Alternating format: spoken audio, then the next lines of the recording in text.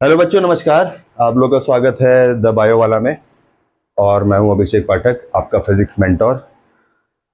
पिछले लेक्चर में हम लोगों ने जहां तक बात की थी, हम लोगों ने देखिए क्या क्या पढ़ लिया अभी तक मैंने आपको बता दिया है कूलाम का नियम क्या होता है।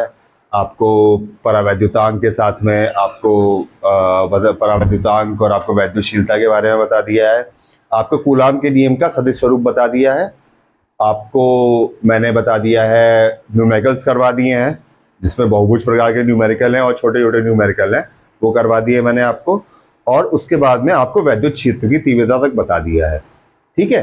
तो वैद्युत क्षेत्र की तीव्रता, और या फिर हम लोग अभी तक वैद्युत क्षेत्र का जो बल लग रहा था किसी बिंदु आवेश के कारण पढ़ रहे थे। जैसे कि यहाँ पे एक चार्ज है आपका, ये Q और ये माइनस Q, तो ये आपस में क्या बल लगा रहे हैं, ठीक है ना। इसकी दिशा क्या है, बल क्या है आपका, ठीक है ना। इसके बारे में हम लोगों ने बात कर ली थी। अब आज हम लोग का थोड़ा सा टॉपिक ऐसा है जिसके बारे में अगर आप पढ़ेंगे तो थोड़ा सा आपको पुरानी यादों में जाना पड़ेगा। पुरानी यादों में क्या, जो 11th में आप लोग बेसिक मैथमेटिक्स में पढ़ते हैं,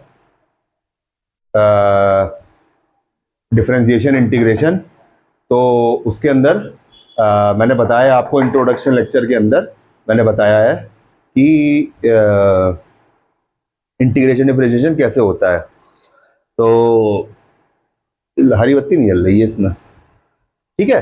तो अब मान लीजिए खाली बिंदु आवेश से तो काम नहीं चलेगा। आवेश आपका किसी, आप पृष्ठ को भी देंगे, आप किसी लेंथ को भी देंगे, किसी मतलब रैखिक आवेश को भी देंगे, आप किसी पृष्ठ आवेश, पृष्ठ क्षेत्रफल वाले आवेश को भी देंगे, आप आयतन वाले आवेश को भी देंगे।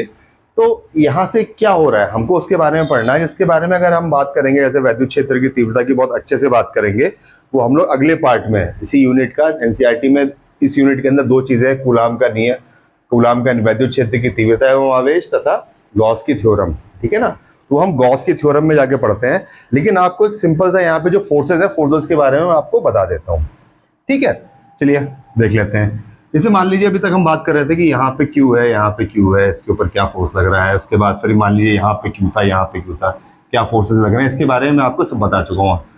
आवेश अध्यारोपण का सिद्धांत, ये सब मैं आपको बता चुका हूँ। अब क्या हो गया, कोऑर्डिनेट सिस्टम के बारे में आपको मैंने इंट्रोडक्शन के लेक्चर में थोड़ी सी जानकारी दी थी। तो इसमें क्या हो गया, आपने कोऑर्डिनेट सिस्टम बना लिया, ठीक है। ये एक्स और वाई, ये क्या हो गया, ये आपका एक्स प्लेन हो गया, वाई प्लेन हो गया, सॉरी, ये आपका एक्स प्लेन हो गया, और ये आपका जेड प्लेन हो गया, ठीक है। तो इस प्लेन के अंदर अगर कोई रैखिक आवेश है पहले हम पढ़ेंगे, मैं हेडिंग डाल देता हूं, रैखिक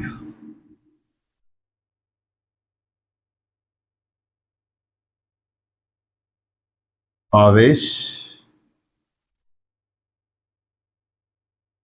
वितरण।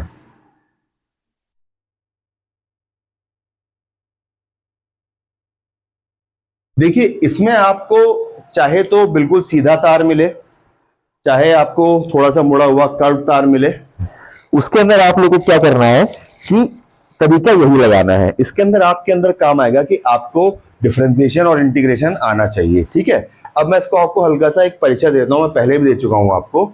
एक आप लोगों ने वो किया था, डेरिवेशन किया था, जिसमें आप लोग प्रूव करते हैं 1/f equal to 1/u plus 1/v।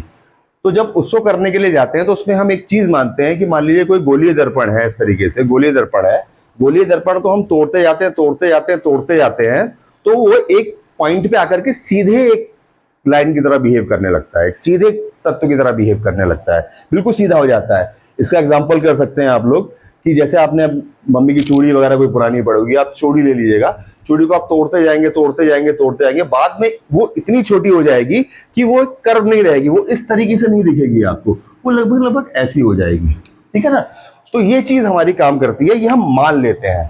Difference तो रहेगा यहाँ पे, आप जब इंट्रोडक्शन वाला लेक्चर देखेंगे तो मैं बताया मैंने आपको, डिफरेंस तो रहेगा, अप्रोक्सीमेशन का मेथड है, मतलब लम सलम का मेथड है। लेकिन क्या होगा कि आप इसका ठीक ठाक सा एक उत्तर निकालने में सक्षम हो जाएंगे। तो मान लीजिएगा पहले क्या था, जैसे आप बल की गणना करते थे तो आपने क्या कर दिया कि कोई आपका डिस्ट्रीब्यूशन है, जैसे आपने वो ले लिया, कोई स्फेयर ले लिया, तो आपने कह दिया कि भाई जो भी आपका मास काम कर रहा है वो मास आपका उसके सेंटर ऑफ मास पे काम कर रहा है, ठीक है ना। जैसे यहाँ था, तो जैसे इसका होता है सेंटर ऑफ मास यहाँ पे होता है, कोई आपका स्क्वायर हुआ तो जहां पे इसके डायगोनल काट रहे हैं यहाँ पे मास आपका काम करता था, और यहां से आप लोग अपनी गणना कर लेते थे। इसमें ये सिस्टम आपका बदल गया है यहाँ पे, क्योंकि आपका अभी तो हम कॉन्टिन्यूअस की बात कर रहे हैं, जब हम गॉस से बात करेंगे तब आपका डिसकॉन्टिन्यूअस, मतलब सतत की जगह पे असतत भी होगा। सतत और असतत का मतलब ये है कि भाई एक जगह पे चार्ज मान लीजिए 2 कूलम है, एक जगह पे 3 है, एक जगह पे 5 है, फिर आकर के माइनस में चार्ज आ गया, फिर 2 में चार्ज आ गया, तो उस स्थिति में क्या करेंगे। अभी तो मान लीजिए कि हमें एक रैखिक आपको लेना है यहाँ पे, तो आपने मान लीजिए कि यहाँ पे ये एक रैखिक आवेश ले लिया, एक रैखिक चालक आपने ले लिया और इसको आवेशित कर दिया यहां पूरा पॉजिटिव चार्ज से।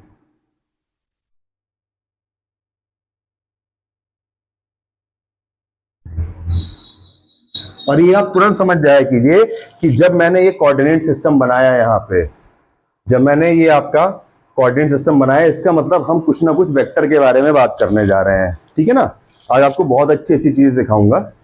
मेरा ध्येय ये है कि बच्चे जो थोड़ा सा 11th में, जिन्होंने थोड़ा सा 11th बना लिया है, वो भी अपने चीजों को जो वो थोड़ा सा छूट गया उनका, उनको थोड़ी सी नॉलेज मिल जाए यहाँ पे, ठीक है ना। तो इसको आप लोग बोल देते हैं क्या, ओरिजिन, ठीक है।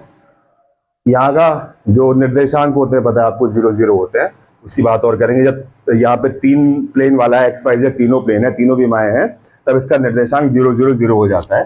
तो यहां से मान लीजिए क्या तरीका होता है, तरीका ये होता है कि आप इसमें एक बहुत छोटा सा एक चार्ज काट लेंगे, स्ट्रिप काट लेंगे, चार्ज काट लेंगे, बहुत छोटा सा चार्ज, वही कि जहां पे इसकी वक्रता खत्म हो जाए और बिल्कुल स्ट्रेट चार्ज की तरह, यानी आपकी विमाओं के अंदर आ जाए, लंबाई चौड़ाई ऊंचाई की तरह बिल्कुल सीधा हो जाए ये, ठीक है ना। यहाँ पे आपने एक छोटा सा चार्ज काट लिया, ठीक है ना। अब क्या हो गया, ये इस पे दिया गया मान लीजिए टोटल चार्ज आपका Q है, यहां से कुछ दूरी पे आपका एक पॉइंट P है जहां पे आपका टेस्ट चार्ज Q0 रखा हुआ है, ठीक है। अब क्या है, अब जब इस पे बल लगेगा और इस बल की हमें यहां पे गणना करनी है कि इस पूरे लेंथ की वजह से यहां पे क्या बल लग रहा है, ठीक है। तो आप लोग का दिमाग थोड़ा ठनकेगा, आप कहीं ऐसा कर सकते हैं, अभी मैं आपको सीधा कोई आवेश दे देता, कहते हैं सर सेंटर ऑफ मास पे लिया, यहाँ पे कॉन्सेंट्रेट हो गया, यहाँ से दूरी निकाल ली, कि Q अपॉन R स्क्वायर कर दिया हमने, तो ऐसा नहीं है। क्यों वितरण हुआ है, कैसे वितरण हुआ है, इसका हमें नहीं पता है, ठीक है ना। तो यहां से मान लीजिए ओरिजिन से इसकी दूरी हो गई, एक यहां से इसको मिला लिया, और जो आपने यहाँ पे काट रखा है इसको हम लोग नाम दे देंगे, बहुत छोटा चार्ज है, बिल्कुल नाखून बराबर, बहुत छोटा चार्ज है, ठीक है ना। ऐसे आपके शरीर में नाखून का महत्व है, वैसे इसका महत्व है। तो इसको हम लोग डिनोट कर लेते हैं DQ से। इसको हम दूसरी भाषा में बोल देते हैं, जो मैथ के बच्चे पढ़ेंगे इसको बोल देंगे डेरिवेटिव ऑफ चार्ज। इसका जो आपका क्रियात्मक रूप होता है, क्रियात्मक रूप ये होता है किसी भी कर्व सरफेस को तब तक काटते जाओ जब तक कि वो सीधे एक लाइन की तरह बिहेव ना करने लगे, ठीक है ना। ले लिया आपने इसको यहाँ पर, ठीक है। ये वेक्टर हो गया यहां से, ये वेक्टर हो गया यहां से, ये हो गया आपका R1, क्या हो गया, शाही खत्म हो गई क्या, अभी तो डाली है, ठीक है। ये आपका वेक्टर हो गया R1 और ये हो गया आपका वेक्टर R2, ठीक है। अब इसके बीच की दूरी क्या होगी, दोनों वेक्टर राशियां हैं, तो क्या हो जाएगा यहाँ पे, इसमें हम निकाल के आ रहे हैं भाई Q0 का अपना कोई आवेश नहीं होता है, ठीक है ना। इसको हम मानते हैं कि ये कुछ फर्क नहीं डालता है, बस खाली एक बहुत छोटा सा धनावेशित कण होता है जिसके ऊपर हम गणना करने के लिए बस खाली इसका हमने आविष्कार किया है, ठीक है ना। तो यहां से हम गणना की चीज ही कर रहे हैं कि ये जो आपकी स्ट्रिप है या ये जो आपका सतत आवेश है, इसमें ये इसके ऊपर कितना बल लगा रहा है, ठीक है ना। तो जो हमारे बल की दिशा होगी कहीं इस तरीके से इस तरफ होगी, ठीक है। यानी कि जो इसका आपका रिजल्टेंट आ जाएगा, रिजल्टेंट ऑफ ये आपका ट्राइंगल रूल लग जाएगा यहाँ पे हो जाएगा R21, यानी कि दूसरे पॉइंट पे लगने वाला फोर्स, जिससे जो कि इस पूरे के पूरे लेंथ के द्वारा लगाया जा रहा है, इसको हमने क्या कर दिया R21 से प्रदर्शित कर दिया। इसकी वैल्यू क्या हो जाएगी, R2 माइनस R1, इसका रिजल्टेंट हो जाएगा। तो काम भर की चीजें पता है हमको, पता है फोर्स के अंदर क्या होता है, हमें पता है पहला चार्ज हमारा dq है, दूसरा चार्ज हमारा q नॉट है, और आपका जो दूरी है ये भी पता लग गई हम लोग को, R21 है। तो हम लोग क्या करेंगे, यहाँ पे हमने सीधे यहाँ पे बल का फॉर्मूला लिख लिया, कूलाम का नियम, F इक्वल्स टू के बेटा पहले ही कर लो, लेट, अब ये बार बार मैं लिखना नहीं चाहता हूं, अब आप लोग इतने समझदार हो गए हो, 1/4 पाई एप्सिलॉन नॉट, ठीक है ना, ये होता है। तो के आपका यहाँ पे लिख लिया, इसके बाद क्या होता है आपका Q1 Q2 upon R square. ये तो पता ही होगा कि ये कूलाम का नियम लगा लिया, क्योंकि अब यहाँ पे ये अपने पॉइंट चार्ज मान लिया, बहुत छोटा होगा तो उसको पॉइंट चार्ज की तरह बिहेव करेगा ये, ठीक है। तो जब पॉइंट चार्ज की तरह बिहेव करेगा तो हम कूलाम का नियम लगा देंगे, ठीक है। अब इसके अंदर क्या हो गया कि आपको एक टर्म आपको थोड़ा सा देखना पड़ेगा कि जो आपका dq होगा ये बराबर हो जाएगा आपका लैम्डा dl के। अब बोलो ये सर जी ये तो कर दी गड़बड़, कुछ नया सा रिलेशन ले आए। तो बेटा ये नया रिलेशन नहीं है। क्यों नहीं है, इसको आप लोग पढ़ते थे बचपन में, याद करो वो सवाल जिसमें कहते थे कि एक टॉफी के डिब्बे में 50 टॉफियां रखी हुई हैं तथा उस टॉफी के डिब्बे का मूल्य आपका 500 रुपए है, तो एक टॉफी की वैल्यू बताइए, ठीक है ना। तो उसमें आप लोग क्या करते थे कि अगर 500 रुपये मूल्य है तो हम 50 से विभाजन करके और उसका नियम वो निकाल लेते थे कि एक की वैल्यू आपकी 10 रुपए आ जाएगी, ठीक है।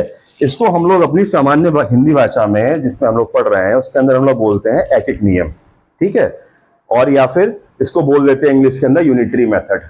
तो यहाँ पे यही किया गया है, इसको हम लोग बोल देते हैं चार्ज पर यूनिट लेंथ।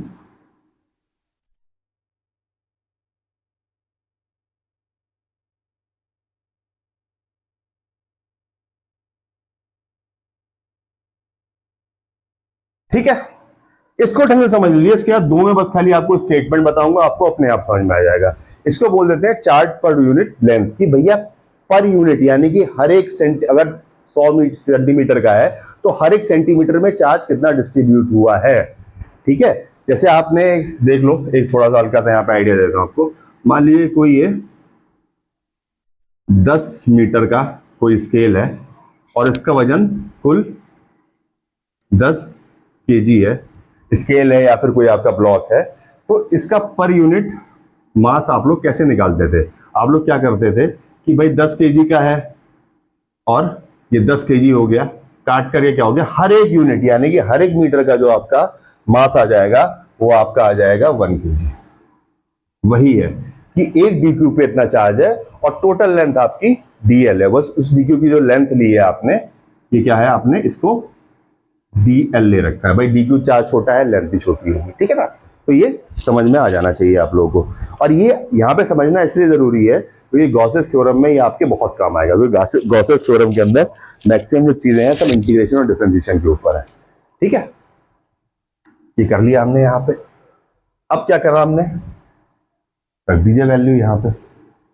जो आपका पहला चार्ज है वो आपका डीक्यू है, ठीक है, अब इसको बाद में रखेंगे।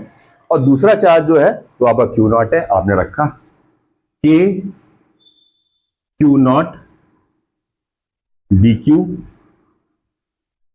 डिवाइडेड बाई R21 वेक्टर, ठीक है।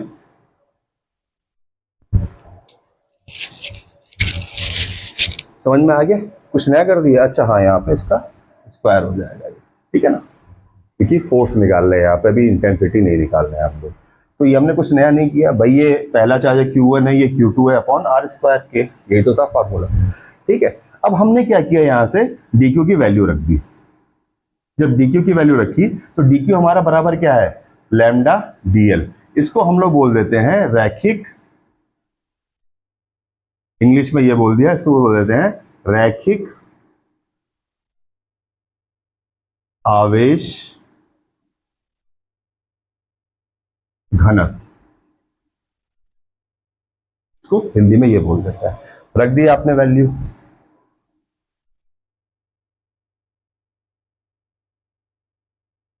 ये छोटे वाला डीक्यू को लग रहा है, ठीक है। ये हो गया क्यू नॉट हमारा बाहर आ जाएगा, आपका डी क्यू हो गया और आर टू वन का स्क्वायर हो गया, ठीक है। अब यहाँ पे क्या करना है, अच्छे बच्चों की तरह जब हमने यहाँ पे डी क्यू रखा है तो कुछ ना कुछ तो यहाँ पे हम लोग करेंगे, तो हमने इसको क्या कर दिया, इसको डी क्यू को कन्वर्ट कर दिया, ठीक है।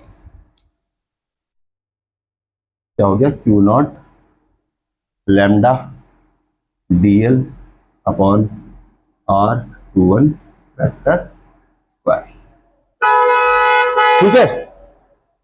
जहां तक मुझे लग रहा है मेरी गाड़ी को, जहां तक मुझे लग रहा है इसके अंदर आपको यहां तक कोई समस्या नहीं हुई कि यहाँ पे हमने अभी तक इंटीग्रेशन नहीं किया है।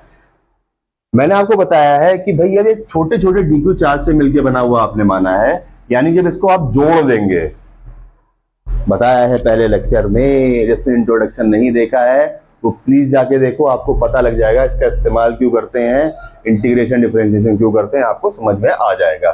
तो Q और dQ आपका हो गया यहाँ पे, तो आपने क्या किया, इसको इंटीग्रेट कर दिया, छोटे छोटे DQ हैं, तो कुल मिलाकर क्या हो जाएगा, आपका टोटल चार्ज हो जाएगा। और जो DF होगा ये इंटीग्रेट होकर के क्या हो जाएगा आपका, ये होकर के जो टोटल फोर्स लगा रहा होगा, ये जो आपका आवेश वितरण है। और उसके बाद में क्या हो जाएगा आपका, जो ये दूरी है, दूरी आपको पता ही है, आपने इसका वेक्टर निकाल लिया है, तो यहां से आपका सारा का सारा जो डेरिवेशन है ये यहाँ पे सॉल्व हो जाएगा। डेरिवेशन नहीं है, एक स्टेटमेंट है, लेकिन समझना जरूरी है क्योंकि ये आपके आगे तक काम आएगा, ठीक है। तो ये के क्यू नॉट हो गया लैम्डा डीएल। अब आपने क्या कर दिया, इसको इंटीग्रेट कर दिया, डीएफ हो गया, ये के हो गया, क्यू नॉट हो गया, ठीक है। ये इंटीग्रेट होकर के यहां पे हो गया lambda dl upon r two one का स्क्वायर। कोई दिक्कत, कोई दिक्कत नहीं।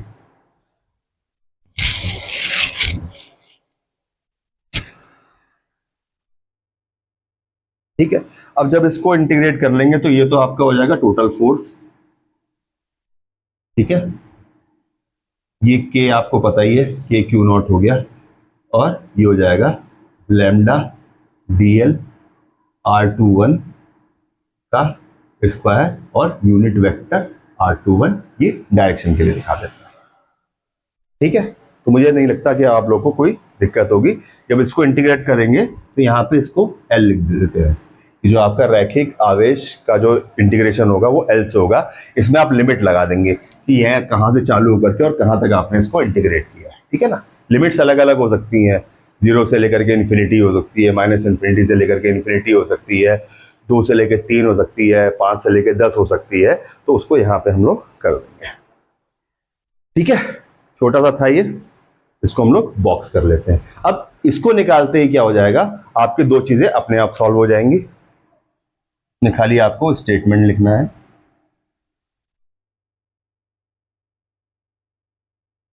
ये न्यूटन हो गया, ठीक है। एक बार मैं फिर आपको रिवाइज कर देता हूं। एक रैखिक आवेश वितरण है, इसको हमने dq में काट लिया, यहां से ओरिजिन से हमने r1 लिया, यहां से p की दूरी r2 है, इन दोनों के बीच की डिस्टेंस का हमने वेक्टर निकाल दिया और बस खाली इसको उठा के फॉर्मूले में रख दिया। dq equal to lambda dl होता है, ये चार्ज पर यूनिट लेंथ होता है, और आपका कार्यक्रम यहाँ पे समाप्त हो जाता है जहां आपने यहाँ पे कर दिया। अब इसी तरीके से भाई जो आवेश वितरण होगा तो कोई रैखिक तो होगा नहीं भाई। मान लीजिए आपने कोई पृष्ठ क्षेत्रफल ले लिया या कोई आपने एरिया ले लिया, उसमें क्या करना है, बस खाली उसमें आपको इसी तरीके से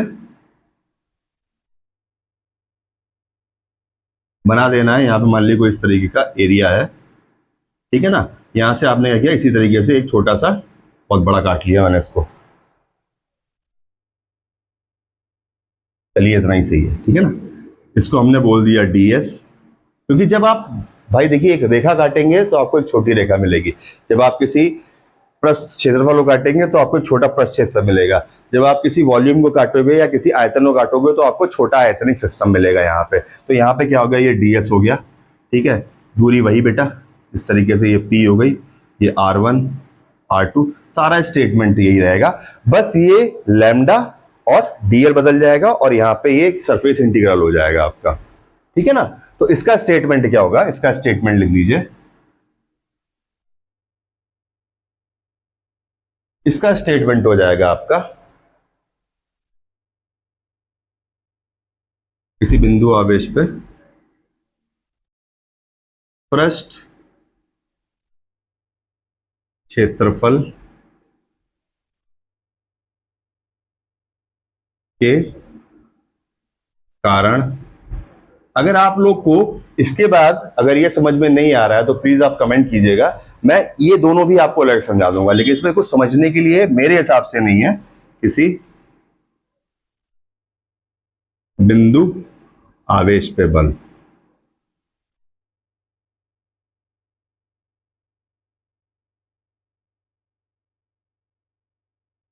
इसका स्टेटमेंट आप लिख लेंगे। मैंने क्या बताया आपको, ये एफ है, एफ को आपने ऐसे लिख दिया, उसके बाद आपने के क्यू नॉट इंटीग्रेशन लगा दिया, यहाँ पे पूरा सरफेस आ जाएगा, जो आप पूरा का पूरा सरफेस ले रहे हैं, इस तरीके से आपका सरफेस मान ली कोई है, ये सरफेस ले रहे हैं तो ये सरफेस इंटीग्रल हो जाएगा यहाँ पे। यहाँ पे लैम्डा की जगह पे आपका क्या हो जाएगा, यहाँ पे आ जाएगा आपका सिग्मा, ठीक है ना। सिग्मा को हम लोग बोल देते हैं पृष्ठ आवेश पृष्ठ क्षेत्रफल आवेश घनत्व, ठीक है। ये आपको सिग्मा को बोल देते हैं, सिग्मा थोड़ा बड़ा बना देता हूं, ठीक है। उसके बाद क्या हो गया आपका, यहाँ पे ds हो जाएगा और डिस्टेंस वही है, देखिए यहां से जो डिस्टेंस है आपकी, मान लीजिए ये ओरिजिन हो गया, देखिए बना देता हूं मैं आपको, ये आपने ds काटा है, यहाँ पे यहाँ से डिस्टेंस क्या हो गई, आपकी r1 हो गई, और ये आपकी ये पॉइंट P है, इसकी R2 हो गई, यहाँ पे आपने जो रिजल्टेंट निकाला ये R2 माइनस R1 हो गया, जो R21 के बराबर हो गया, ठीक है ना। सारे वेक्टर लगा दीजिए यहाँ पे, ये वेक्टर है, ये R2 वेक्टर है यहाँ पे, ठीक है। लैम्डा ds R21 स्क्वायर और यूनिट वेक्टर R21 न्यूटन, इसको बॉक्स कर देते हैं, ठीक है। ये आपका क्षेत्रफल के लिए है, ठीक है।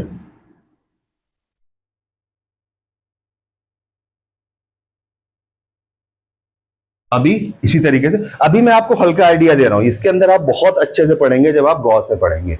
अभी आप लोग के लिए जाकर के वहां पे, क्योंकि गॉस कुछ टाइम में शुरू हो जाएगी, कुछ ही लेक्चर बचे हैं अब, इसके बाद में आपका बचा हुआ है आज डेरिवेशन, आपको परवलय का डेरिवेशन कराने के बाद में आपका सिर्फ बचेगा द्विध्रुव, द्विध्रुव आघूर्ण, उसके बाद कुछ आपको न्यूमेरिकल्स कराऊंगा अच्छी क्वालिटी के, एनसीईआरटी वगैरह के, और उसके बाद में क्या हो जाएगा आपका दूसरा चैप्टर चालू होगा, तो आप लगभग लगभग पास ही हो, इसलिए मैं आपको ये बता रहा हूँ, वरना ये मैं चाह रहा था कि आपको गॉस थ्योरम के अंदर ही इंट्रोड्यूस करूँ चीज को लेकर के। इसी तरीके से क्या हो जाएगा आपका वॉल्यूम हो जाएगा, क्या हो जाएगा यहाँ पे लैम्डा की जगह क्या हो जाएगा, रो आ जाएगा,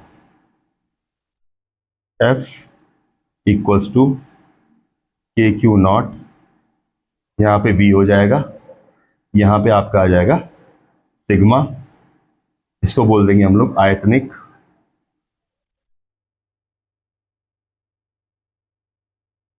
आवेश वितरण, इसको आपने सिग्मा बोल दिया यहाँ पे, और बाकी का आपने क्या कर दिया, ये वॉल्यूमेट्रिक आपका यहाँ पे इंटीग्रेशन हो गया, उसके बाद क्या हो गया आपका डेल्टा डीवी हो जाएगा अपॉन R21 का स्क्वायर, और यहाँ पे R21 यूनिट वेक्टर, ठीक है।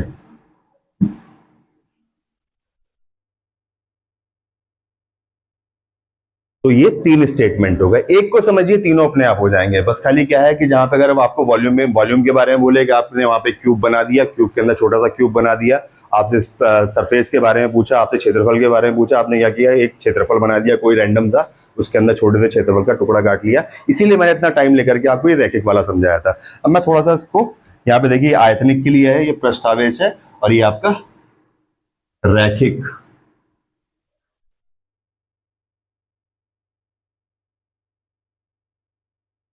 यानी कि लाइन के लिए है, ठीक है।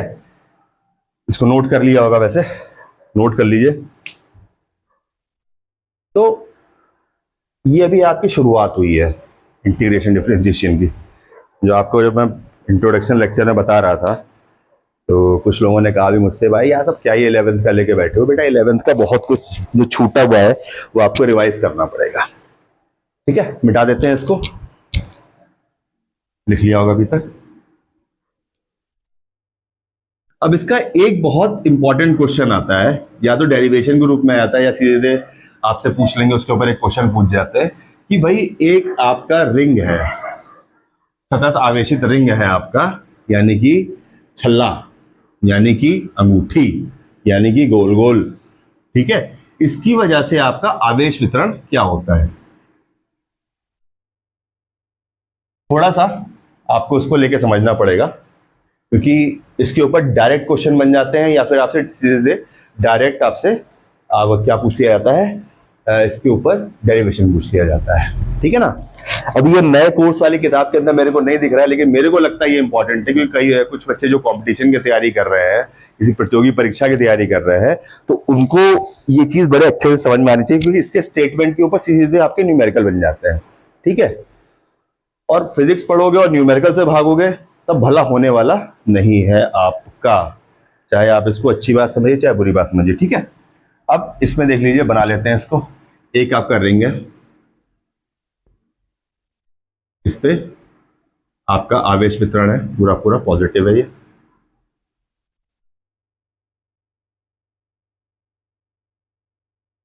ये इसका सेंटर है। ठीक है, एक पॉइंट आपने इसके अक्ष पे ले लिया, एक्सिस पे काम करेगा। ठीक है ना, तो इसका ये सेंटर से लेकर के आपने क्या किया, एक एक्सिस खींच दी, यहां पे एक पॉइंट पी ले लिया आपने, आपने एक पॉइंट पी ले लिया। यहां पे आपको वैद्युत क्षेत्र की तीव्रता निकालनी है। Any ideas coming in your mind, आपके दिमाग में कुछ भी आ रहा है कि नहीं आ रहा है, कि कैसे करेंगे। अभी आपने रैखिक का सब कुछ का देख लिया, यहाँ पे क्या क्या ड्रामा है, तो अब यहाँ पे कैसे करेंगे। अब यहाँ पे बिंदु आवेश तो कई सारे होंगे, क्योंकि पूरी की पूरी रिंग है यहाँ पे, तो इस पी पे आप कैसे निकालेंगे।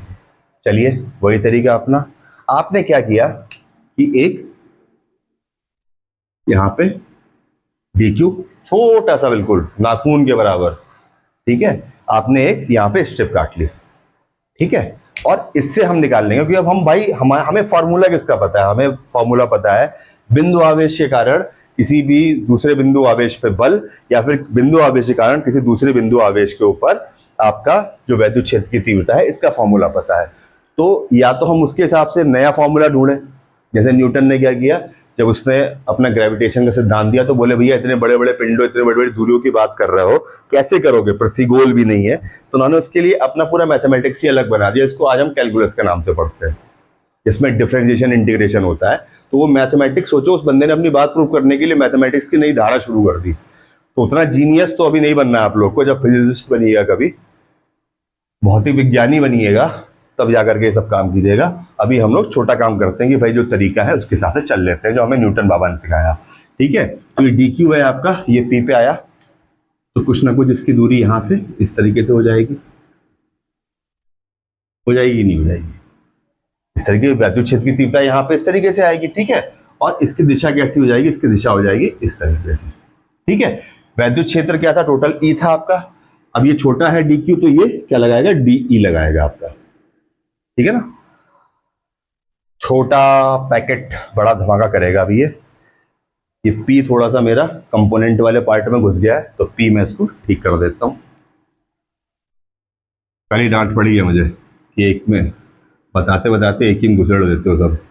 ठीक है, तो क्या हो गया, ये आपका पॉइंट पी हो गया, उसको अंदर ले लेता हूं, क्योंकि ये बहुत काटा पीटी होनी है यहाँ पे।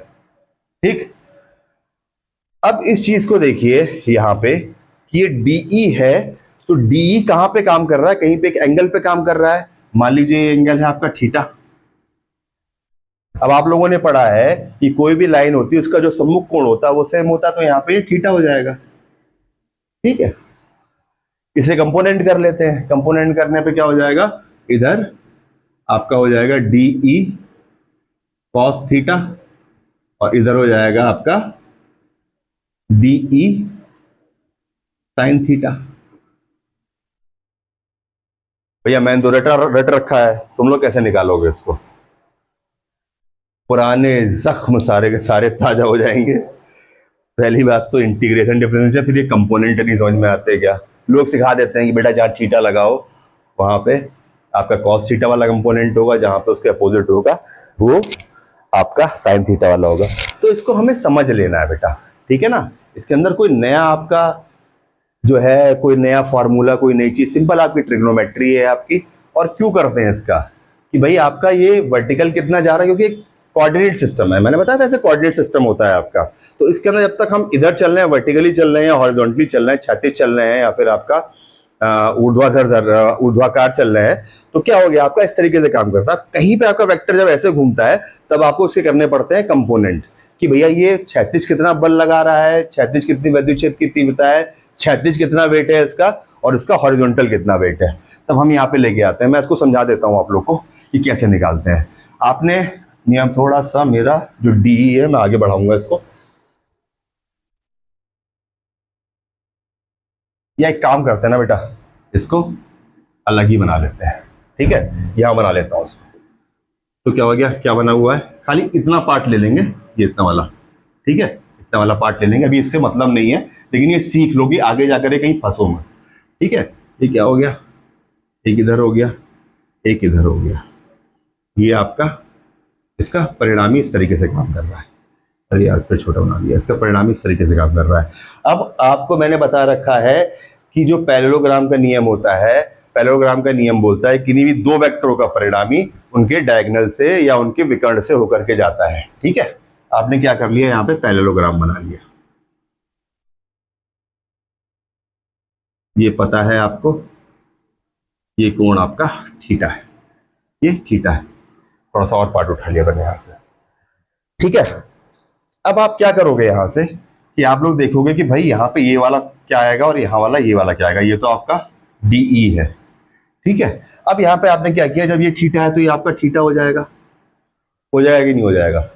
ये थीटा हो गया आपका, ये आपका क्या हो गया, ये आपका जब थीटा हो गया तो ट्रिग्नोमेट्री यानी कि आपका 90 डिग्री का एंगल है, और थीटा ये है, तो ये क्या हो गया आपका, जो आपका एंगल के साथ में जो एडजेसेंट होता है, जो चिपका हुआ होता है, वो क्या हो जाता है, आधार हो जाता है। जो उसके सामने वाला जो अपोजिट होता है वो क्या हो जाता है आपका, ये हो जाता है लंब, और जो ये हो जाता है ये हो जाता है कर्ण, ठीक है? तो जब इसके आप कंपोनेंट में जाओगे तो क्या करोगे कि जैसे आपका अब इसकी वैल्यू निकालनी है, आधार की वैल्यू निकालनी है, कर्ण आपको पता है, ठीक है ना? तो आप लोग क्या कर दोगे, इसके आधार और कर्ण में कौन सा आपका रिलेशनशिप होता है, कॉस का रिलेशनशिप होता है, ठीक है? तो आपने क्या कर दिया, कॉस थीटा इक्वल्स टू, ये मान लीजिए आपका हो गया एक्स हो गया, और नीचे क्या हो गया आपका, जो ये कर्ण है, कर्ण हमें पता है ये डीई है, ठीक है? वही तो मैं आप लोगों से कह रहा हूं, आप लोग बस खाली थोड़ी थोड़ी लापरवाही करते हैं, वरना कोई रॉकेट साइंस थोड़ी ना है तो फिजिक्स ही, और बहुत छोटे स्तर की फिजिक्स है, ठीक है? ये यहां चला गया, एक्स की वैल्यू आपको निकालनी है, मान लीजिए एक्स है, तो जब ये चला गया यहाँ पे इस तरफ, तो क्या हो गया, x equal to d cos theta हो गया, ठीक है? सिंपल लिख दिया आपने। अब आप फक्र के साथ लिखे यहाँ पे, पूरे गर्व के साथ लिखे कि हमको पता है भैया कि डी कॉस थीटा कैसे आया है, कोई रटने की जरूरत नहीं है, कोई जरूरत नहीं कि थीटा जहां पे लगा हुआ हो वहां पे आप लोग कॉस थीटा लगाओगे, जहां पे उसके अलग वाला एंगल है वहां पे आप लोग को नहीं लगा, आपको साइन थीटा लगाना है, ठीक है?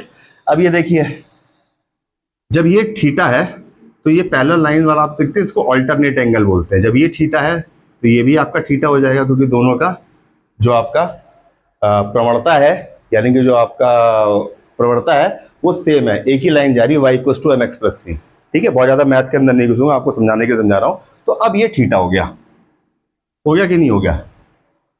अरे भाई हो गया, यहां से ही देख लो, ये आपके क्या हो गए, ये आपके विपरीत क्या बोलते हैं इसको, अल्टरनेट एंगल बोलते हैं, ठीक है ना?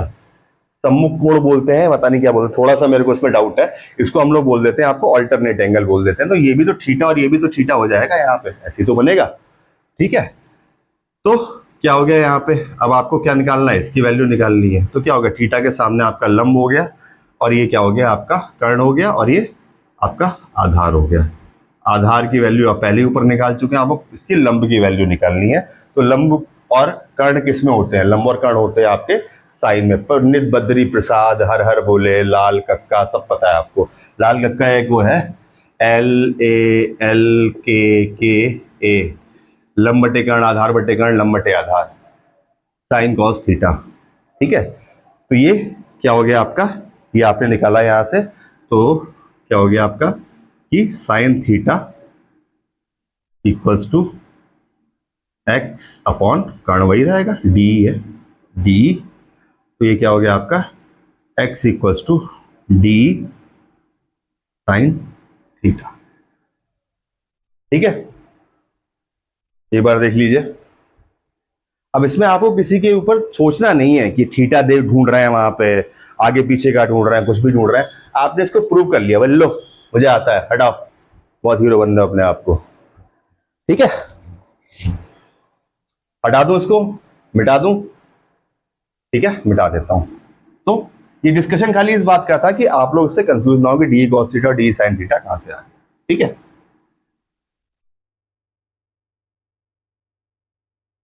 लौला का क्या है, हट जाओ भैया। थोड़ा जो सीबीएसई बोर्ड वाले, आईएससी बोर्ड वाले पंडित बद्री प्रसाद से हर हर बुलवाते हैं, बाकी हम लोग अपने कक्का को ही लाल कर देते हैं रंग करके, यूपी बोर्ड वाले। ठीक है, अब क्या हो गया आपका यहां से कि हम लोग को रिजल्टेंट निकालना है। अब एक चीज सोचिएगा, मान लीजिए ये कोई रिंग है, रिंग को जो हम इस पार्ट ऐसे डिवाइड करें या ऐसे डिवाइड करें, तो आप लोग एक चीज देखोगे कि कोई भी अगर पॉइंट है तो उसका एक काउंटर पॉइंट है। ठीक है ना, मान लीजिए ये पॉजिटिव और नेगेटिव वाले क्वाड्रेंट में लेके चल रहे हैं, तो इनका कहीं ना कहीं पे ये क्वाड्रेंट के अंदर कहीं ना कहीं पे काउंटर पॉइंट है। ठीक है ना, तो जब काउंटर पॉइंट होगा तो मान लीजिए यहां पे आपने डीक्यू ले रखा, तो इसके ठीक सामने एक आप डीक्यू ले सकते हो। भाई ये पॉजिटिव अगर हाफ मान रहे हो तो ये नेगेटिव हाफ हो गया, नहीं हो गया? ठीक है, ये पॉजिटिव हो गया। तो जब यहां से आप दूरी निकालोगे, ये भी आपने डीक्यू ही काटा, छोटा ही काटा, यहां से जब आपने निकाला तो ये जाकर के कहीं यहां मिल गया। अरे मेरी तो लाइन ही नहीं सीधी बनती, क्या करें, किस्मत की रेखा ही टेढ़ी बन गई हमारी। ठीक है, तो ये यहां पे चला गया, इस तरीके से इसका डी यहां पे हो गया। ठीक है, तो अब क्या हो जाएगा कि इसका हमने कर लिया, तो एक तो आपका डी कॉस थीटा यहां पे आ गया, एक इस वाले जो आपने डिस्टेंस ली इसका आपका डी कॉस थीटा यहां पे आ जाएगा। अरे भैया बोलो हाँ, और एक डी साइन थीटा आपका यहां पे आ जाएगा।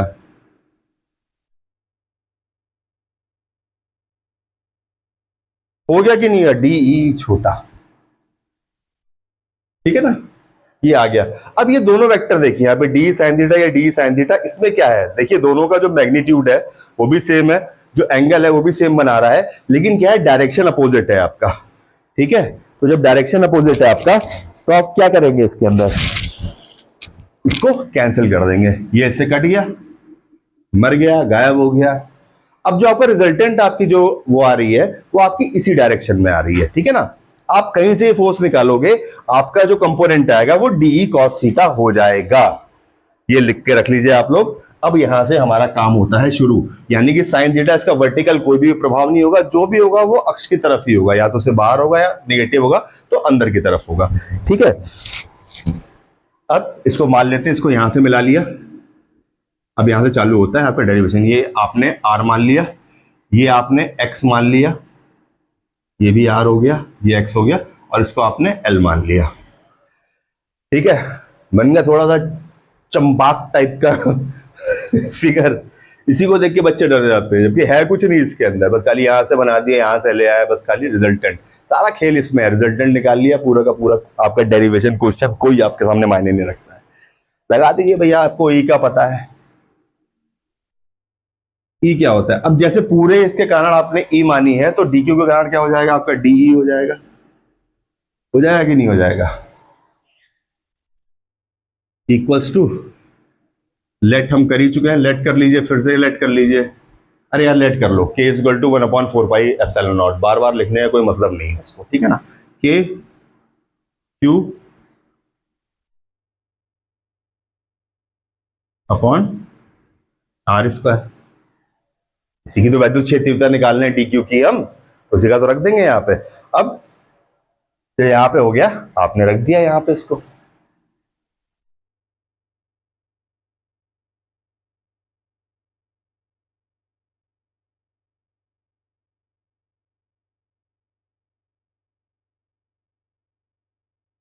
तो डी क्या काम कर रहा है आपका, डी कंपोनेंट काम कर रहा है, तो ये डी की वैल्यू हो गई उसकी वजह से। अब ये आपका कंपोनेंट काम कर रहा है यहाँ पे, तो आपने क्या कर दिया, डी इक्वल्स टू कितना होगा रिजल्टेंट आपका, E D D cos theta हो गया। ठीक है, थोड़ा सा कंफ्यूजन हो गया। ठीक है, डी कॉस थीटा हो गया। अब डी की वैल्यू आपको पता है, आपने रख दी यहाँ पे, ये जो मैंने यहाँ पे रखी के क्यू अपॉन आर स्क्वायर, यानी कि डी क्यू हो गया, चार्ज की वैल्यू क्या है, डी क्यू है यहाँ पे, और ये कॉस थीटा हो गई आपकी। ठीक है, अब इसको उस तरफ ले चलते हैं। अब क्या है, हमें इसका पूरा का पूरा वैद्युत क्षेत्र की तीव्रता निकालनी है, और उस चार्ज की मात्रा क्या है, जैसे छोटे छोटे चार्जेस को मिला करके आप क्या करेंगे, फिर से आपने डेरिवेटिव निकालना है। भैया डेरिवेटिव बनाओगे तो उसको, अगर आपको कुल आवेश निकालना है, कुल आपको फोर्स निकालना है, कुल आपको वैद्युत क्षेत्र की तीव्रता निकालनी है, आपको उसका इंटीग्रेशन करना पड़ेगा। ये आपकी मजबूरी है। आपने क्या किया, दोनों तरफ इसको इंटीग्रेट कर दिया। यहाँ पे डी, इसको तब आगे ले जाऊंगा मैं, इसको इंटीग्रेट कर दिया। इंटीग्रेट करने में, अच्छा इंटीग्रेट वही पार्ट होगा जिसके साथ में डी जुड़ा हुआ है, ठीक है ना, वही आपका इंटीग्रेट होगा। तो क्या होगा, ले गए यहाँ पे, ये टोटल इंटीग्रेट होकर के आपकी वैद्युत क्षेत्र की तीव्रता बन गई। ये के, जब छोटे छोटे आवेश है आपने इसको इंटीग्रेट कर लिया, तो के क्यू हो गया आपका, ठीक है, अपॉन आर स्क्वायर और आपका कॉस थीटा। अब खाली आपको वैल्यू रखनी है, अब आपका सारा बवाल खत्म। ठीक है ना, यहाँ पे आपने कॉस थीटा की वैल्यू रखी, तो ये क्या हो रहा है, ये आपका, ये दोनों के दोनों आपके समकोण त्रिभुज बनना है यहाँ पे, तो यहाँ पे क्या लग जाएगा, पाइथागोरस थ्योरम लग जाएगी। कॉस थीटा क्या होता है आपका, आधार, ये हो गया आपका आधार, आधार बटे लंब हो गया, तो आधार आपका हो गया यहाँ पे k q upon r square, आधार आपका हो गया यहाँ पे, ये हो गया एक्स हो गया, और जो कर्ण हो गया, आधार बटे लंब नहीं, आधार बटे कर्ण हो गया, तो एक्स अपॉन एल हो गया। ठीक है ना, अब एल को क्या ले सकते हैं, यहाँ पे जो कर्ण होता है ये क्या हो गया, इसके और इसके स्क्वायर के अंडर रूट के बराबर होता है, तो इसको ले सकते हैं r square plus x square. लिख सकते हैं, नहीं लिख सकते हैं, बिल्कुल लिख सकते हैं। ठीक है, तो आपने क्या कर दिया यहाँ पे, k q upon r square, x को आपने एक्स रहने दिया, भाई एक्स ये डिस्टेंस है, और ये क्या हो गया आपका, ये हो गया आर स्क्वायर, एल हो गया आर स्क्वायर प्लस, हाँ ठीक है, अंडर रूट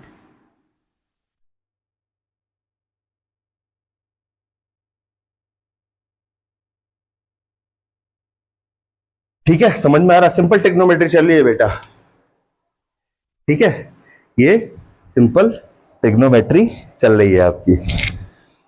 ठीक, अब क्या हो, जो आर हो गया, तो आर भी तो बेटा जो डिस्टेंस है दोनों चार्जेस, ये डी क्यू उसके बीच में, ये भी तो आपकी यही डिस्टेंस है, इसको भी आपने रिप्लेस कर लिया।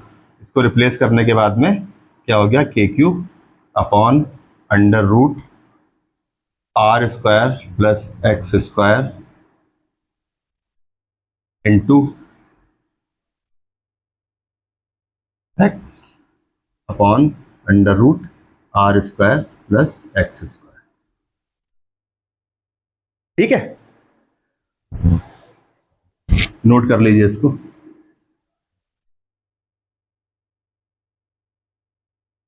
इसको सॉल्व करना आता है, ये आपका पूरा हो जाएगा, तो ये क्या हो जाएगा, इसको जब आप सॉल्व करेंगे तो ये हो जाएगा के क्यू गुणा एक्स, ये हो जाएगा r square plus x square की घात एक, और ये हो जाएगा r square plus x square की घात 1/2। ठीक है, जोड़ लो, दोनों के बेस बराबर है, जोड़ लोगे तो ये 3/2 आ जाएगा। इधर ले आता हूं, तो क्या हो गया आपका, E इक्वल्स टू हो गया k q x upon r square plus x square की घात 3/2। ठीक है ना। तो अगर आपसे पूछा जाएगा कि किसी परवलयाकार या रिंग के कारण सतत आवेश जहां पे है, उसके कारण जब आपका एक बिंदु आवेश पे जो वैद्युत क्षेत्र की तीव्रता होती है वो क्या होती है, तो ये आपका जाकर के सीधे सीधे पूरा स्टेटमेंट हो जाएगा। ठीक है, समझ में आ गया। अब इसमें क्या होता है, इसमें 3 केस बनते हैं। ठीक, ये आप लोगों ने नोट कर लिया, तो थोड़ा सा तो मिटा करके मैं समझा देता हूं आप लोग को। ठीक है, मैं मिटा देता हूं।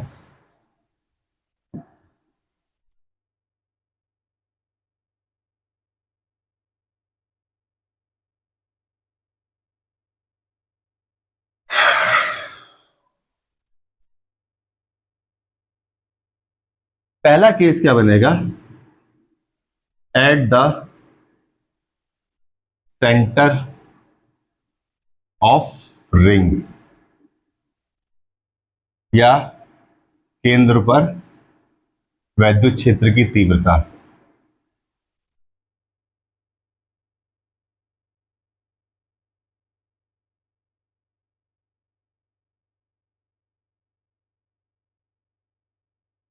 तो इसका मैं जब आपको भी क्वेश्चन करवा रहा था तो मैंने आपको इसके बारे में बता रखा है कि भाई कैसे कैसे करके आपका कैंसिल होता है या क्या वेक्टर की दिशाएं होती हैं। तो आपने क्या किया, रंग लिया, ये आपका सेंटर हो गया। ठीक है, जब ये सेंटर आपका हो गया तो यहाँ पे क्या हो गया, मान लीजिए कोई ये आवेश है, इसका डायरेक्शन इधर है, कोई आवेश है, तो उसको कैंसिल करने के लिए हमेशा ये डायरेक्शन, इसको कैंसिल करने के लिए डायरेक्शन, ये करने के लिए ये डायरेक्शन, ये करने के लिए डायरेक्शन, यानी कि हर एक का एक काउंटर पार्ट है। अभी आपको मैंने इसके बारे में बताया था कि हर एक चार्ज का, हर एक डीक्यू का आपका काउंटर पार्ट है, तो यहाँ पे 0 हो जाएगा। तो ये वेक्टर की तरीके से हो गया। या फिर आप अगर इसको सीधे से समझना चाहते हैं तो इसमें रिलेशन में चले चलिए। ये रिलेशन क्या हो गया आपका, ये रिलेशन यहाँ पे के क्यू एक्स है, तो सेंटर पे क्या हो गया, एक्स इक्वल टू आपकी 0 हो गई। भाई सेंटर पे ही आपने क्या कर दिया, चार्ज रख दिया यहाँ पे, तो क्या हो गया, यहाँ से लेकर के यहाँ तक x 0 हो गया, x यहाँ पे है, तो ये पूरा का पूरा x इक्वल टू 0 पे आपकी इसकी पूरी की वैल्यू 0 हो जाएगी। ठीक है ना, तो समझाने के लिए इधर अब इसको देखिए एट द सेंटर, तो यहाँ वैद्युत क्षेत्र की तीव्रता कितनी हो जाएगी, 0 हो जाएगी। आया समझ में, ये 0 हो गई। दूसरा आपने क्या कह दिया कि मान लीजिए जो ये दूरी है x, ये इसकी तुलना, जो आपके साथ में ये r आया हुआ है, इसकी तुलना में बहुत ज्यादा है। मान लीजिए रिंग छोटा है और आपने क्या कह दिया कि एक 5 सेंटीमीटर का रिंग है और आपने कहा 1 किलोमीटर तो उसके विद्युत क्षेत्र की तीव्रता क्या है। अपने लेक्चर में मैंने बताया था कि जो विद्युत क्षेत्र की तीव्रता है वो इन्फिनिटी तक कुछ ना कुछ असर डालेगी, लेकिन क्या होगा, जो आपका बिंदु आवेश होगा उसके ऊपर कम डालेगी, यानी कि इन्फिनिटी तक इसका फैलाव हम मानते हैं अपना। ठीक है, तो क्या हो गया, यहाँ पे हमने इसको, यहाँ पे जो r है, r को हमने 0 मान लिया यहाँ पे। ठीक है, तो क्या हो गया यहाँ पे आपका के q x upon r square plus x square की पावर 3/2। तो if x is greater than r, तो आपका r को हम 0 की तरह ट्रीट कर लेंगे। तो क्या हो गया आपका, ये हो जाएगा आपका के q x upon x square into power 3/2। ये क्या हो गया, 3/2 है, सॉरी, तो ये 2 कट गया, तो 3/2, 2 से 2 कट गया, आर क्यूब हो गया आपका, तो ये हो गया के क्यूब और एक्स अपॉन एक्स क्यूब हो गया, और एक एक्स से एक्स कट गया आपका, तो क्या हो गया k q upon x square. ठीक है ना, तो के क्यू अपॉन एक्स स्क्वायर हो गया, यानी कि ये क्या हो गया, ये आपके बिंदु आवेश की तरह काम करेगा पूरा रिंग। अगर आप क्या है, आपने बहुत ज्यादा दूरी पे देख ली है, अब आपने क्या किया है, गोला लिया, एक स्फेयर लिया आपने, या फिर आपने एक रिंग लिया, चूड़ी ली, कुछ भी लिया, उसको अगर आप 1 किलोमीटर की दूरी से देख रहे हो तो आपको क्या एक बिंदी टाइप की दिखाई देगी, 1 किलोमीटर दिखेगी भी नहीं खैर वो, लेकिन क्या होगा, थोड़ा सा बड़ा है तो बिंदी टाइप की दिखाई देगी, नहीं दिखाई देगी, तो किसकी तरह बिहेव करने लगेगा, as a e is equal to आपकी हो जाएगी एज पॉइंट चार्ज। या देखो, किसी चीज को अगर हम यहाँ पे प्रूव करना है तो उसको थोड़ा सा अपना डेली लाइफ के अंदर एग्जांपल डाल के देख लो उसको। ठीक है ना, तीसरा केस आपका क्या बनता है, तीसरा केस मैं इधर बनाऊंगा, ये नोट कर लिया होगा जहां तक मुझे उम्मीद है। तीसरा केस क्या हो जाता है आपका, तीसरा केस है आपका कि भैया आपने बात की इंफिनिटी पे, तो हम इंफिनिटी की बात कर लेते हैं एट इंफिनिटी यानी अनंत पे, नॉन डिफाइन पे। कई तरीके से इंफिनिटी को हम लोग मैनिपुलेट कर लेते हैं। तो क्या हो गया आपका, जब इंफिनिटी हो गई तो इसकी वैल्यू हो गई इंफिनिटी। अब कहीं पे भी आप इंफिनिटी करोगे तो उसमें भाई इंफिनिटी क्या हो गया, अनंत हो गया, एक बहुत बड़ी दूरी हो गई, ऐसी दूरी हो गई जिसे हम माप नहीं सकते हैं। तो उसमें कुछ जोड़ोगे, देखो ये वाला टर्म यहाँ पे, कुछ जोड़ोगे तो इंफिनिटी तो होगा भाई, इंफिनिटी से ज्यादा होगा यानी इंफिनिटी ही हो गया। वो इंफिनिटी खुद नॉन डिफाइंड है, तो उसमें अगर एक्स स्क्वायर भी जोड़ोगे या कुछ घटाओगे तो क्या होगा, इंफिनिटी हो गया आपका। तो इसको टर्म को कैसे ले सकते हो आप, के क्यू एक्स अपॉन इंफिनिटी हो गया। अब एक चीज हमको पता है, मान लीजिए कोई भी टर्म है तो वन अपॉन इंफिनिटी को हम जीरो की तरह ट्रीट कर लेंगे, ठीक है। इसको हम लोग वन अपॉन इंफिनिटी को ट्रीट कर लेते हैं जीरो की तरह। और जो आपका इंफिनिटी हो गया आपका, ये जो इंफिनिटी है यहाँ पे लगा हुआ है और यहाँ पे ऊपर डेटा लिखा हुआ है, तो इसकी पूरी वैल्यू जीरो हो जाएगी। यानी कि तीसरा पॉइंट क्या हो गया, at infinity electric field intensity is equal to zero. इसके अंदर ये तीन केस बनते हैं, ठीक है। समझ में आ गया भाई, सेंटर पे बता दिया मैंने, यहाँ पे x इक्वल टू जीरो हो गई। इसका सिंपल आपको सिग्निफिकेंस बता देता हूँ। x की वैल्यू जीरो हो गई तो पूरी टर्म आपकी जीरो हो गई। ये आपका क्या हो गया, x is greater than r हो गया आपका। यहाँ पे तो क्या हो गया, तो बहुत दूर से देखेंगे तो आपको बिंदु की तरह दिखाई देगा, यानी बिंदु चार्ज की तरह रिएक्ट करने लगेगा। और जब आप इंफिनिटी पे आप लेके जाएंगे तब इसकी जो वैद्युत क्षेत्र की तीव्रता होगी वो शून्य हो जाएगी। भाई नॉट डिफाइंड है। कल हम लोग जो बात कर रहे थे वैद्युत क्षेत्र की तीव्रता के बारे में, तो वैद्युत क्षेत्र की तीव्रता के बारे में कह रहे थे कि भाई ये माइनस इन्फिनिटी से प्लस इन्फिनिटी तक आपका जाता है, ठीक है ना। तो भाई माइनस इन्फिनिटी से प्लस इन्फिनिटी के बाद तो आपका जाकर के जीरो हो जाएगा। ये भी आपका स्टेटमेंट बता रहा है कि यहाँ पे आपने मान लीजिए x को इन्फिनिटी ले लिया और उसके अंदर r जोड़ रहा है, यानी इन्फिनिटी के बाद आपका सिस्टम हो गया ना पूरा का पूरा। तो इन्फिनिटी के बाद सिस्टम होने में क्या हो गया आपका, कि वो जुड़ गया उसके अंदर, यानी इन्फिनिटी से ज्यादा हो गया। ये थोड़ा सा बकवास टाइप का आइटम है, लेकिन तब भी इसको लॉजिक की तरह देख सकते हो। भैया इन्फिनिटी एक्स क्या हो गया, इन्फिनिटी हो गया, उसमें आर स्क्वायर और जोड़ दिया, तो हमारी बात तो सिद्ध हो गई ना बेटा कि माइनस इन्फिनिटी से इन्फिनिटी आती है, इन्फिनिटी में जुड़ गया तुम्हारा आर स्क्वायर, तो इन्फिनिटी के आगे जीरो हो गई, ठीक है। किसी भी तरीके से सीखो, लेकिन जो मैथमेटिकल पार्ट है उसके ऊपर ध्यान दो, ठीक है। तो ये बहुत ही इंपॉर्टेंट है। पता नहीं ये नए कोर्स में से हटा दिया गया है या क्या है, बुक में मेरे को नहीं दिखा है, लेकिन मेरा एक ये था कि मैं आपको ये बता दूं इसको, क्योंकि इस पे आपके जो कॉम्पिटिटिव एग्जाम होते हैं उसके ऊपर डायरेक्ट आपका सीधे इस वाले फॉर्मूले पे, कहा गया, अरे कहां गया, खो गया, इस वाले फॉर्मूले पे सीधे आपका क्वेश्चन पूछ लेते हैं आपसे, या फिर क्या करेंगे, इसका डेरिवेशन दे देते हैं, ठीक है। तो आज की कक्षा हम लोग यही तक रखते हैं। अब अगले एक लेक्चर में हम लोग बात करेंगे द्विध्रुव के बारे में और द्विध्रुव के आघूर्ण के बारे में। बहुत ही इंटरेस्टिंग टॉपिक है, मजा आएगा और क्वेश्चन इसका बनता है, ठीक है ना। जितने भी आपको टॉपिक करवा रहा हूं उससे क्वेश्चन करवाऊंगा, उसके अलावा आपको 2 या 3 लेक्चर में आपको न्यूमेरिकल्स करवाऊंगा और आप लोग बिल्कुल खुश हो जाओगे। आपको तैयारी करने की जरूरत बस खाली इतने आपको क्वेश्चन करवाता हूं, उस टाइप की आप क्वेश्चन करते रहो, प्रैक्टिस करते रहो और अपना ध्यान रखो। प्लीज जिसने आपने सब्सक्राइब नहीं किया है और इसको अपना लाइक नहीं किया है, इसको कर दीजिएगा। कोई अगर गलती हो गई हो सकता है भाई इंसान है, गलती हो गई हो, तो कृपया कमेंट करके जरूर बताइएगा। नमस्कार, धन्यवाद।